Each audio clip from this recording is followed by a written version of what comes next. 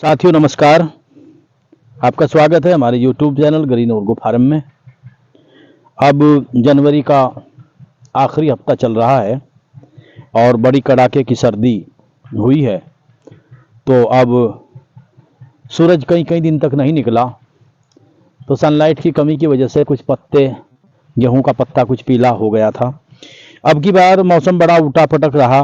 पहले जिन लोगों ने अक्टूबर में गेहूं की बिजाई कर दी थी, तो पर्याप्त ठंड नहीं होने की वजह से वो गेहूं बीच में निसर चुके थे, उनको काफ़ी नुकसान हुआ।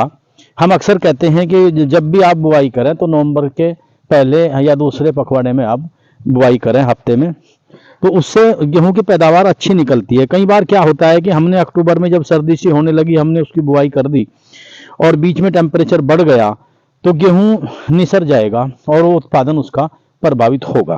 तो साथियों, ये हमारे कुछ किसान भाई थे, उन्होंने जो अगेती गेहूं लगाई थी उसमें कुछ नुकसान भी हुआ, लेकिन उसके बाद टेम्परेचर मेंटेन हुआ और अच्छा टेम्परेचर होने की वजह से जो बाद की बुआई थी, पहले हफ्ते की, नवंबर के दूसरे हफ्ते की, तीसरे हफ्ते की बुआई जो थी, वो गेहूं बहुत अच्छे रहेंगे।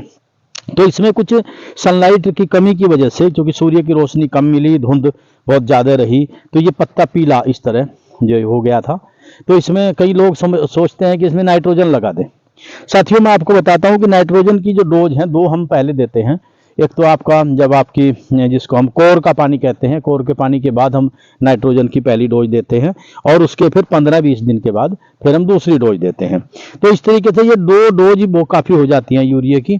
जो जिन्होंने नवंबर में बुआई की थी, अब उसमें यूरिया की ज़रूरत नहीं है। तो इसमें कई किसान भाई कह रहे थे कि मेरा पत्ता जो है सफ़ेद हो गया, कहीं का पीला हो गया। तो इसके लिए इसमें विशेषकर फेरस की कमी, लोहे की कमी इसमें पाई जाती है। तो उसके लिए किसान साथियों, मैं आपको बताना चाहता हूं कि आप फेरस सल्फेट का भी उसमें आप छिड़काव कर सकते हैं। अब मात्रा का विशेष ध्यान रखें, जो मात्रा आपको रिकमेंडेड की गई है उस मात्रा से कमियां ज़्यादा ना डालें, आपको रिजल्ट अच्छे मिलेंगे। इसके अलावा आप गोकृपा अमृत का छिड़काव आप कर सकते हैं। और हाँ, एक और भी इसमें बात थी कि कई किसान भाई ये कह रहे थे कि ये तो जी वो येलो रस्ट आ गया, पीला रतवा। साथियों, पीले रतवे की पहचान यह है कि अगर आप, अब जैसे ये पत्ती है, ये पत्ती मैं आपको दिखाऊंगा, देखो ये पत्ती है जो दिखाइयो, ये पत्ती पीली हो गई। तो अगर पीला रतवा होगा, जैसे ही हम इसको हाथ यूं लगाएंगे तो एक पीला पीला पाउडर मेरे हाथ पे लगेगा, लेकिन यहाँ पर ये पीला पाउडर नहीं है। यानी कि हम दूसरे शब्दों में कह सकते हैं कि जनवरी का महीना जो है वो येलो रस्ट का, पीले पाउडर का नहीं है। तो किसान साथियों, ये पीला रतवा नहीं है।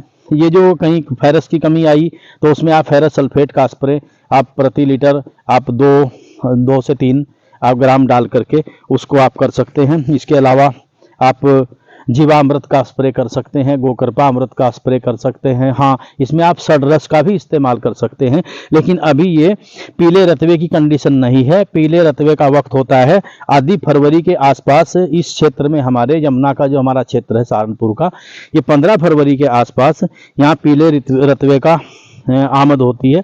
अगर टेम्परेचर अच्छा बढ़ गया तो पीला रतवा फिर कंट्रोल हो जाता है, नहीं तो उस टाइम पीला रतवा आ जाता है। उसके लिए प्रोपिकोनाजोल आप लोग डाल सकते हैं। तो प्रोपिकोनाजोल बहुत अच्छा उसका है। इसके अलावा आप लस्सी को सड़ा करके, कुछ तांबे का आइटम डाल करके, गाय की लस्सी को भी प्रति टंकी आप 1 से 1.5 लीटर डाल करके उसका छिड़काव कर सकते हैं। इसके अलावा आप सड़रस का भी छिड़काव कर सकते हैं। सड़रस से भी हमने इसको पीले रतवे को कंट्रोल होते हुए देखा है। साथियों, इसके अलावा एक समस्या और अब शुरू होगी, जैसे फरवरी के बाद, जिसको माहू हम लोग कहते हैं। और माहू के लिए हमारे जो किसान हैं वो बड़ा जहरीला रसायन अक्सर डालते रहते हैं। तो उसके लिए आप लोग जहरीला रसायन मत डालिए। अपने पशुओं का मूत्र इकट्ठा करके, अगर आपके पास गौमूत्र है तो प्रति टंकी 1 से 1.5 लीटर डाल करके आप छिड़काव कर सकते हैं। इसके अलावा नीम के पत्ते आप पानी में पकाकर या आप गौमूत्र में पकाकर उसका भी 1 से 1.5 लीटर के हिसाब से आप छिड़काव कर सकते हैं। तो इससे आपका जो माहू है, जिसको अड़ हम लोग बोलते हैं, वो छोटा सा जीव होता है, उसके अंदर ताकत नहीं होती, लेकिन नुकसान बहुत बड़ा कर देता है। तो इस तरीके से हम माहू को कंट्रोल कर सकते हैं। तो किसान साथियों, ये कुछ छोटी छोटी चीज़ें हैं, हम समय समय पर आप लोगों को बताते रहेंगे। और अगर आपका इस विषय में कोई सवाल है तो आप सवाल कर सकते हैं, कमेंट कर सकते हैं, तो हम आपके जवाब देने के लिए तत्पर हैं। तो आप लोगों का बहुत बहुत धन्यवाद। कोई सवाल होगा तो आप लोग पूछ सकते हैं। तो इन्हीं शब्दों के साथ मैं अपनी वाणी को विराम देता हूँ। जय हिंद, जय किसान, जय गौ माता, जय जमुना मैया। बहुत बहुत आभार, बहुत बहुत धन्यवाद।